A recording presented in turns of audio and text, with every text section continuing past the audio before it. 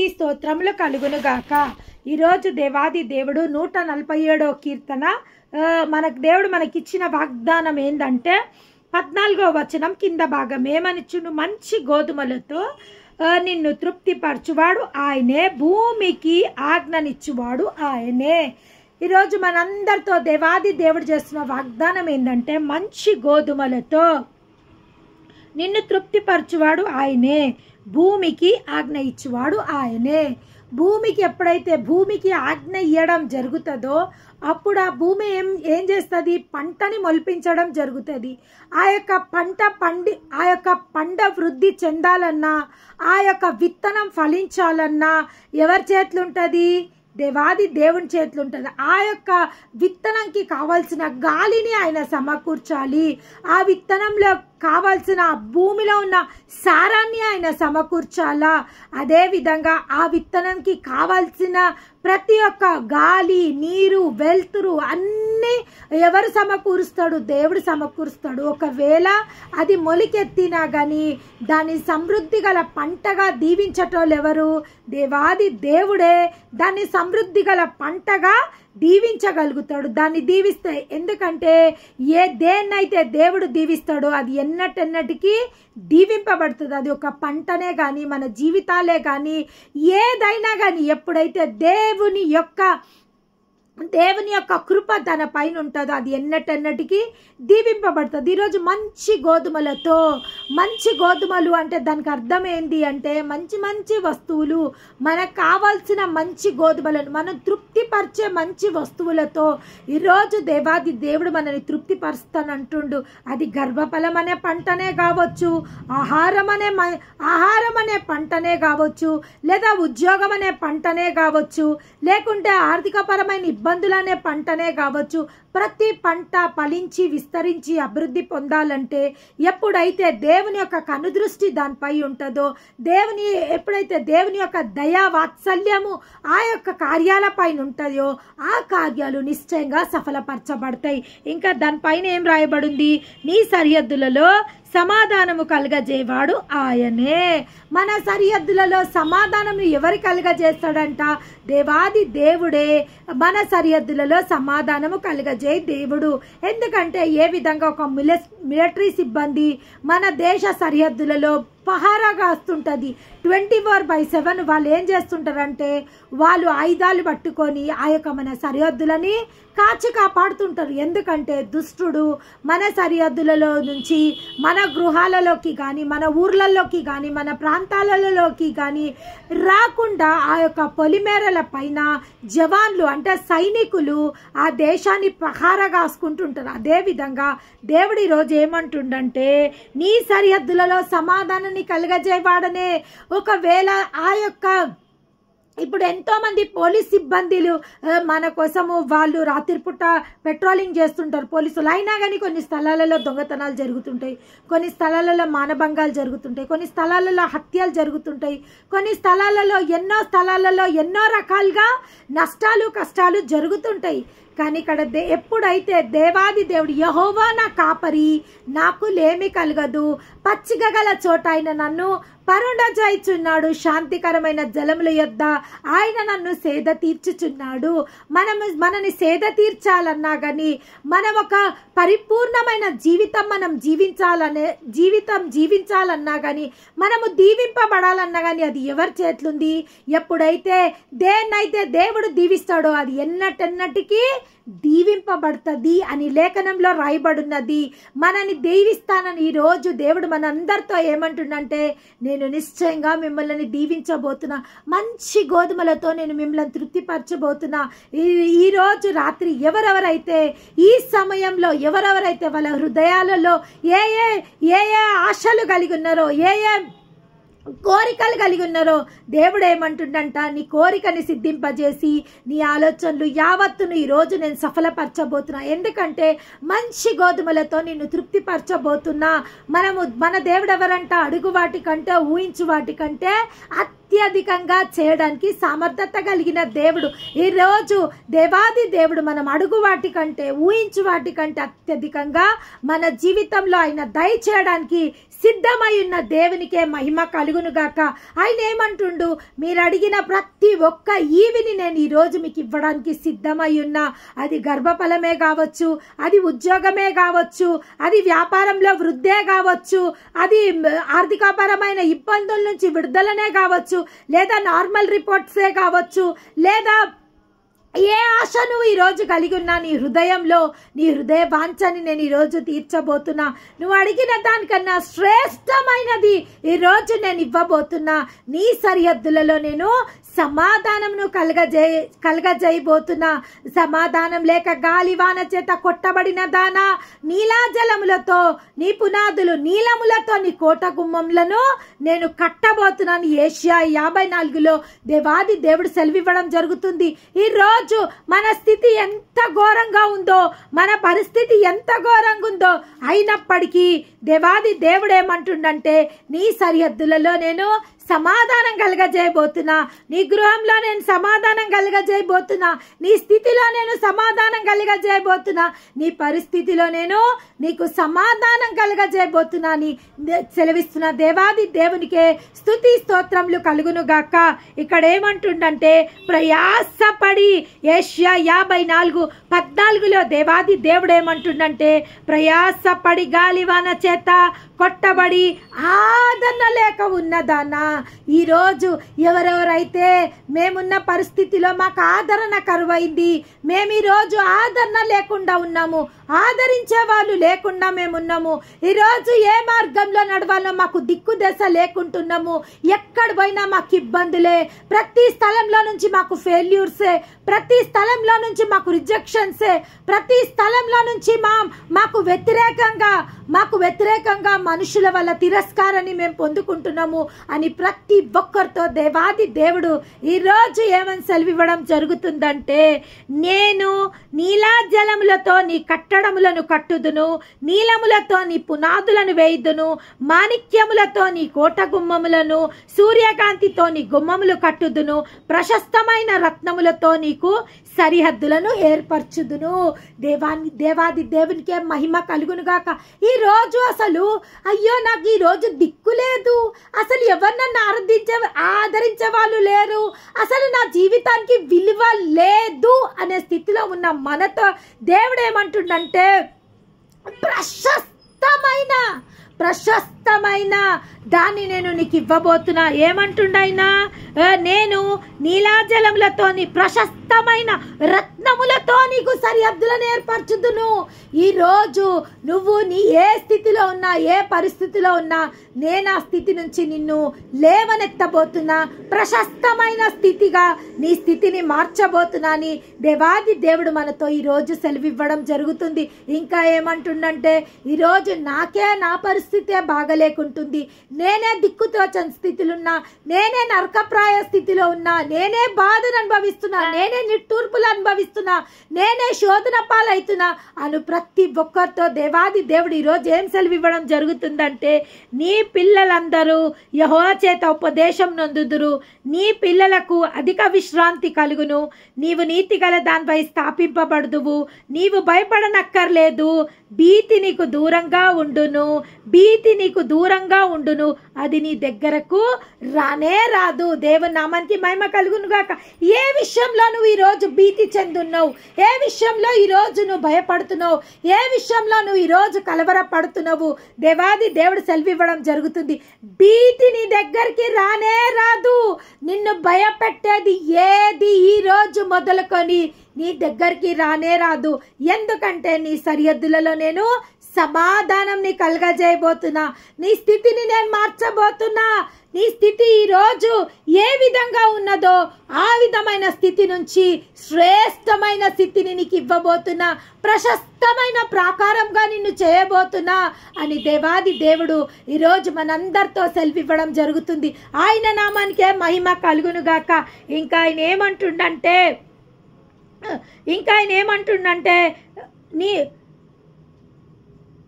ఆయన నీ గుమ్మంల గడియలను బలపరిచి ఉన్నాడు, నీ మధ్య నీ పిల్లలని ఆశీర్వదించి ఉన్నాడు. మరొక మారు దేవాది దేవుడు ఏమంటుండు, ఆయన ఎట్లున్నాడంట, ఆయన నీ గుమ్మంల గడియలను బలపరిచి ఉన్నాడు. నీ గుమ్మంల గడియలను దుష్టుడు నీ గృహంలోకి రాకుండా, నీ జీవితంలోకి రాకుండా నీ గుమ్మంల గడియలని ఆయన బలపరిచి ఉన్నందుకు దేవాది దేవునికే స్తుతులు స్తోత్రములు. ఆయన ఏమంటుండు, నీ గుమ్మంల గడియలని నేను బలపరిచిన, ఏ దుష్టుడు నీ గృహంలోకి ప్రవేశించకుండా, నీ జీవితంలోకి ప్రవేశించకుండా, నిన్ను అల్లకల్లోలం చేయకుండా నీ గుమ్మంల గడియలని నేను బలపరిచి ఉన్నాను. ఇంకా ఏమంటుండంటే, నీ పిల్లలని నేను నీ మధ్యన నీ పిల్లలని నేను ఆశీర్వదించి ఉన్నాను. దేవుని నామానికి మహిమ కలుగును గాక. ఆయన ఏమంటుండంటే, తన యందు భయభక్తులు కలవారి యందు, తన కృప కొరకు కనిపెట్టు వారి యందు యెహోవా ఆనందించువాడై ఉన్నారు. ఈరోజు ఎవరెవరైతే దేవాది దేవుని యందు భయభక్తులు కలిగి ఆయనని కనిపెట్టుకొని ఉన్న ప్రతి ఒక్కరితో దేవాది దేవుడు ఈరోజు మాట్లాడడం జరుగుతుంది. ఏమనంటే, తన కృప కొరకు కనిపెట్టుకొని వారి యెహోవా ఆనందించువాడై ఉన్నాడు. ఈరోజు దేవాది దేవుడు మనని బట్టి ఆనందిస్తుండంట. చాలా మంది అంటున్నారు, అమ్మా నేను ఎవ్వరికీ అవసరం లేదమ్మా, నా పరిస్థితి ఘోరంగా ఉందమ్మా. ఇంతకుముందు నేను మెసేజ్లు చూస్తుంటే ఒక సహోదరి నాకు ఒక మెసేజ్ పెట్టడం జరిగింది. ఆ యొక్క మెసేజ్లో చాలా తన ఈ పరిస్థితి గురించి చాలా, అమ్మా నేను ఎవ్వరికీ అవసరం లేదమ్మా, ఎవ్వరు నన్ను పట్టించుకుంటలేరమ్మా, నన్ను ఒక ఘోరంగా నన్ను చూస్తుండ్రు, ఒక నీచంగా నన్ను చూస్తుండ్రు, నా పరిస్థితి ఏకరంగా ఉందమ్మా అని ఇంతకుముందు ఒక సహోదరి నాకు మెసేజ్ పెట్టడం జరిగింది. దేవుని నామానికి మహిమ కలుగును. అట్టి ప్రతి ఒక్క బిడ్డతో దేవాది దేవుడు ఈరోజు మాట్లాడడం జరుగుతుంది. ఏమనంటే, ప్రశస్తమైన జీవితంగా నీ జీవితాన్ని నేను మార్చబోతున్నా. ప్రశస్తమైన విలువలేని నీ జీవితాన్ని, విలువైన అమూల్యమైన నిషేధింపబడిన రాయిని మూలకు తలరాయిగా నేను చేయబోతున్నా. ఎవ్వరికి నువ్వు అక్కర్లేదా తల్లి? ఎవరికి నువ్వు అవసరం లేదా? ఎవ్వరికి నీ విలువ లేదా? కానీ నిన్ను విలువైన దానిగా నేను చేసుకోబోతున్నా. నీవు నా దృష్టికి ప్రియుడైనందున నువ్వు గనుడవైతివి. దేవాది దేవుడు ఈరోజు మనందరితో సెలవిస్తూ, నువ్వు నా దృష్టికి ప్రియుడైనందున నువ్వు గనుడవైతివి. నేను నిన్ను ఘనంగా ఎంచుకుంటున్నా. ఎవరు నిన్ను హేళన చేసినా, ఎవరు నిన్ను నిరాకరించినా, ఎవరు నిన్ను నిర్దయంగా నీతో మాట్లాడినా, కానీ నా దృష్టిలో నువ్వు విలువైన దానివి, నువ్వు నా సొత్తువు అని దేవాది దేవుడు ఈరోజు మనందరితో మాట ఇవ్వడం జరుగుతుంది. ఆయన నామానికి స్తుతి స్తోత్రములు కలుగును గాక. ఇంకా ఆయన ఏమంటుండంటే, తన యందు భయభక్తులు గల వారి యందు, తన కృపకు కనిపెట్టుకొని వారి యందు యెహోవా ఆనందించువాడై ఉన్నాడు. మనని బట్టి మన దేవాది దేవుడు ఆనందిస్తుండంట. ఆయనని స్తుతించుడి, యెహోవాని స్తుతించుడి, యెహోవాని స్తుతించుడి. మన దేవునికి స్తోత్రగానము చేయుట మంచిది. మన దేవునికి స్తోత్రగానము, మనం పాటలు పాడుట మన దేవునికి మంచిది అంట. మనకు మంచిది, మన దేవుని స్తుతించడం మనకు మంచిది, మన దేవుని పాటలు పాడడం మనకు మంచిది, మన దేవుని కొనియాడడం మనకు మంచిది, మన దేవుని వెంబడించడం మనకు మంచిది, దేవుడు చెప్పిన మాటలు వినుట మనకు మంచిది, దేవుని యొక్క మార్గంలో మనం నడువుట మంచిది. దేవుని నామానికే మహిమ కలుగును గాక. ఇంకా ఏమేమంటుడు, అది మనోహరమును స్తోత్రము చేట ఒప్పదము. ఎస్, ఆయనకు స్తోత్రం చేయడం ఏందంట? ఒప్పిదమే. ఆయన స్తుతులకు పాత్రుడు, ఆయన స్తోత్రార్హుడైన దేవుడు. ఆయనకు మాత్రమే మనము స్తుతులు చెల్లించడానికి ఆయన మాత్రమే అర్హుడైన దేవునికి స్తుతి స్తోత్రములు కలుగును గాక. ఇంకా ఏమంటుండు, యెహోవాయే యెరూషలేమును కట్టువాడు, చెదిరిన ఇశ్రాయేలుని పోగు చేయువాడు, గుండె చెదిరిన వారిని ఆయన బాగు చేయువాడు, వారి గాయములను కట్టువాడు. దేవుని నామానికే మహిమ కలుగును గాక. ఆయన ఎవరంట? గుండె చెదిరిన వారిని బాగు చేయవాడంట. కేవలం గుండె చెదిరిన వారిని బాగు చేయవాడు కాదు, ఆ గాయములను కట్టువాడై ఉన్నందుకు దేవాది దేవునికే స్తుతి స్తోత్రములు కలుగును గాక. మనం ఎవరెవరైతే ఈరోజు గుండె చెదిరిపోయి ఉన్నారో, గుండె గాయమై ఉన్నారో, గుండె చెదిరిన వారిని ఆయన బాగు చేస్తా అంటుండు. ఈరోజు దుఃఖముతో, వేదనతో, నిట్టూర్పులతో, అవమానాలతో, నిందలతో ఉన్న ప్రతి ఒక్కరితో దేవుడు ఈరోజు సెలవివ్వడం జరుగుతుంది. మీ యొక్క గుండెని ఏమంటుండంటే, గుండె చెదిరిన వారిని నేను బాగు చేయబోతున్నా, మీ గాయంలన్నిటినీ నేను మాన్పబోతున్నా అని దేవుడు సెలవిస్తుండు. దేవుని నామానికి మహిమ కలుగును గాక. ఎంతమంది బిడ్డలైతే ఈరోజు మాన్పలేని గాయంల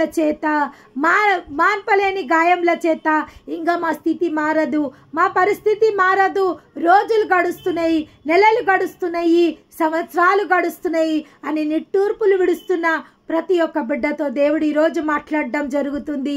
మీ గాయంలని నేను కట్టబోతున్నా, మీ గాయంలని నేను మాన్పబోతున్నా, గుండె చెదిరిన వారిని నేను బాగు చెయ్యబోతున్నా అని దేవుడు మనందరికీ మాట ఇస్తున్నందుకు దేవాది దేవునికే స్తుతి స్తోత్రములు కలుగును గాక. ఇంకా ఆయన ఏమంటుండు? నక్షత్ర సంఖ్య ఆయన నియమించి ఉన్నాడు, వాటి అన్నిటికీ పేరు పెట్టి ఉన్నాడు. మన ప్రభు గొప్పవాడు, ఆయన అధిక స్తోత్రములు కలవాడు. అవును, మన దేవుడు గొప్పవాడు. మన దేవుని కన్నా గొప్ప దేవుడు ఈ లోకంలో ఎవ్వరు లేడు. ఎందుకంటే భూమి ఆకాశము ఆయనది. ఆయన హస్తకృతంలైన ఆలయంలో నివసించువాడు కాదు. ఆయన ఎక్కడుంటాడు? మన మధ్యలో, మన కోసము, ఈ లోకంలో మన కోసం వచ్చిన దేవుడు. మన అతిక్రమములని, మన దోషములను తన రక్తంతో కడుక్కున్న దేవుడు. మన పాపాలకైన ప్రాయశ్చితమైన దేవుడు. మన పాపముల నిమిత్తం మనం చెల్లించాల్సిన క్రయధనంని ఆయన చెల్లించిన దేవుడు. మనని విడిపించిన దేవుడు, మనని ఆశీర్వదించిన దేవుడు, మనని బలపరిచిన దేవుడు, మన అవమానాలకు ప్రతినట్టు ఘనతను అనుగ్రహించిన దేవుడు, మన స్థితిని మార్చడానికి సామర్థ్యత కలిగిన దేవుడు, మన పరిస్థితిని మార్చడానికి సామర్థ్యత కలిగిన దేవుని బట్టి ఆయన నామానికే స్తుతి స్తోత్రములు కలుగును గాక. ఈరోజు ఆయన ఏమంటుండంటే, మంచి గోధుమలతో నిన్ను తృప్తిపరచువాడు ఆయనే, భూమికి ఆజ్ఞ ఇచ్చువాడు ఆయననే. భూమికి ఎవరు ఆజ్ఞ ఇస్తాడంట? పంటను పండించమని దేవుడే ఆజ్ఞిస్తాడంట. గడిచిన దినాలలో దేవుడు ఒక మాట చెప్పడం జరిగింది, నేను చెప్తే తప్ప ఎవ్వరూ నీకు సహాయం చెయ్యలేడు అని దేవాది దేవుడు వాక్యంలో చెప్పడం జరిగింది. ఒక మనిషి మనకు సహాయం చేయాలన్నా, ఒక గవర్నమెంట్ నుంచి మనకు సహాయం రావాలన్నా, లేదా ఒక సంస్థ నుంచి మనకు సహాయం రావాలన్నా ఎవరి వల్ల అవుతుందంట? దేవుడు ఒక మనిషికి ఆజ్ఞిస్తే తప్ప ఆ మనిషి మన పైన మన అవసరతల మనిషి తీర్చలేడు. ఇక్కడ ఏమంటుండ ఆయన, నేను భూమికి ఆజ్ఞానిస్తే తప్ప ఆ భూమి మంచి గోధుమలతో మిమ్మల్ని తృప్తిపరచలేదు. అందుకే దేవాది దేవుడు మనకేం నేర్పిస్తుండు? మనకున్న ప్రతి పరిస్థితి, మనకున్న ప్రతి స్థితి ఎప్పుడైతే ఆ పరిస్థితిని, ఆ స్థితిని దేవాది దేవుని పాద సమక్షంలోకి మనం తీసుకురావడం జరుగుతుందో, ఆయన సన్నిధిలోకి మన సమస్య తీసుకురావడం జరుగుతుందో, ఆయన పైన మనం ఆధారపడడం జరుగుతుందో, ఆయన సన్నిధిలో మనం కనిపెట్టుకోవడానికి చాలా మంది అయితే భారాలు దేవుని పైన మోపుతారు, కానీ కనిపెట్టే ఓపిక వాళ్ళకు ఉండదు, కనిపెట్టే నిరీక్షణ వాళ్ళకు ఉండదు, కనిపెట్టే మంచి మనస్సు వాళ్ళకు ఉండదు. ప్రతి ఒక్కళ్ళు ఇప్పుడే అయిపోవాలి, ఇప్పుడే మా జీవితంలో జరగాలి. కానీ మన దేవుడు కాలాలు, సమయాలను ఆయన అధీనంలో ఉన్నాయి. ఏ దీవెన మనకు ఎప్పుడు ఇస్తే మనకు అది మేలు కలుగుతుంది, ఎప్పుడు మనం దీవింపబడితే మనకు దీవెన ఏమంటుందంటే సఫలమవుతుంది. ఇప్పుడు ఒక కాయ ఉంది, చెట్టు మీద కాయ ఉంది, రోజు మనం ఆ కాయను చూస్తుంటాము. ఎప్పుడెప్పుడు ఆ కాయను తెంపుకోవాలన్నా, ఎప్పుడెప్పుడు ఆ ఫలంని మనం తినాలన్నా అని మనం ఆశ కలిగి ఉంటాము. కానీ ప్రతి దానికి ఒక సమయం కలదు. ఒక పచ్చి కాయకు అది ఒక పరిపక్వకు వచ్చినప్పుడు అది ఎంతో తీయగా ఉంటుంది. అది ఎంతగానో తినడానికి మనకు మాధుర్యంగా ఉంటుంది, మన హృదయాన్ని తృప్తిపరుస్తుంది. మనం అది తిన్నందుకు సంతోషపడతాం. అదేవిధంగా మన దేవునికి తెలుసు చాలామంది ఆందోళన పడిపోవడము, డిప్రెస్డ్ అవ్వడం. ఎందుకంటే అది కామన్. నేను అదేదో వింత సంభవిస్తుంది అని నేను చెప్పలేను. ఎందుకంటే మనిషికి ఉన్న సహజ గుణమే అది. ఆతృత, డిప్రెషను, టెన్షను, ఆందోళన. కానీ ఏమంటుండు దేవుడు? విశ్వాసం ఉంచువాడు కలవరపడడు. గాలి గమనమును ఎరిగినవాడు విత్తడు. గాలి గమనమును ఎరిగినవాడు. ఇప్పుడు పెద్ద గాలి వస్తుంది అనుకో, ఆ వ్యవసాయదారుకుడు పోయి విత్తనాలు విత్తుతాడా? ఆ గాలి గమనం కోసం చూస్తాడు. ఆ గాలి ఎప్పుడైతే ఆగిపోయి ప్రశాంతంగా ఉందో అప్పుడు ఆయన విత్తడం జరుగుతుంది. అదే విధంగా ఎవరైతే దేవుని యందు విశ్వాసం ఉంచుతారో వాళ్ళు దేనికి కలవరపడరంట. వాళ్ళు కలవరపడుతుండ్రు అంటే వాళ్ళ విశ్వాసం ఇంకా పరిపక్వమై లేదు అని అర్థము. విశ్వసించువారు కలవరపడవాడు విశ్వసించలేడు. మనం కలవరపడుకుంటాం, మేము దేవుని విశ్వాసం పడుతున్నామని ప్రతి క్షణం మనం టెన్షన్ పడుకుంటా, ఆందోళన పడుకుంటా, చెమటలు గారుకుంటా, వాళ్ళకి చెప్పుకుంటా, వీళ్ళకి చెప్పుకుంటా ఉంటా. అది విశ్వాసమా? విశ్వాసం అంటే ఎట్లుంటది? యేసు ప్రభు ఏం చేస్తుండు? భయంకరమైన తుఫాను చెలరేగింది, కానీ ఆయన ఓడ అమరం పైన ఏం చేస్తుండంట? నిద్రిస్తుండంట. ఓడ అమరం పైన భయంకరమైన తుఫాను చెలరేగుతుంది, ఆయన ఓడ అమరం పైన పోయి మంచిగా పడుకొని రెస్ట్ తీసుకుంటుండంట. ఎందుకంటే ఆయనకు తెలుసు ఈ తుఫాను మమ్మల్ని ఏం చేయలేదు అనేసి ఆయన ఓడ అమరం పైన నిద్రిస్తుంట. శిష్యులు పోయి అంటుండంట, ప్రభువానికి చింత లేదా?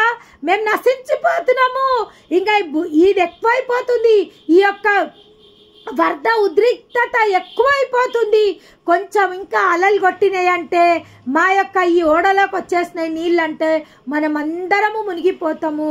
బోధకుడా, మేము నశించిపోతున్నామని నీకు చింత లేదా? నువ్వు ఎంత సైలెంట్గా వండుకుంటున్నావయ్యా, నీకు అసలు చింత లేదా మా గురించి అని దేవుని తన శిష్యులు ప్రశ్న ఇవ్వడం జరిగింది. కానీ ఆయనకు తెలుసు గాలి ఎవరికి లోబడుతుందంట? ఆయనకు లోబడుతుంది. ఎట్లా లోబడుతుంది? తండ్రి నామముల ఆ యొక్క గాలి ఆయనకు లోబడుతుంది అని తెలుసు. ఎప్పుడైతే ఆయన లేచి గాలిని గద్దించినప్పుడు ఆ గాలి నిమ్మలమైపోయిందంట. ఆ తుఫాన్ని గద్దించినప్పుడు ఏమైందంట? ఆ తుఫాను నిమ్మలమైపోయింది. అప్పుడు వాళ్ళ శిష్యులందరూ ఒకళ్ళు చూసుకుంటారు, అయ్యో ఇంతదానికైనా మనం ఆందోళన పడ్డాం, ఇంతదానికైనా మనం ఎవరున్నారు వాళ్ళ ఓడలా? యేసై ఉన్నాడు.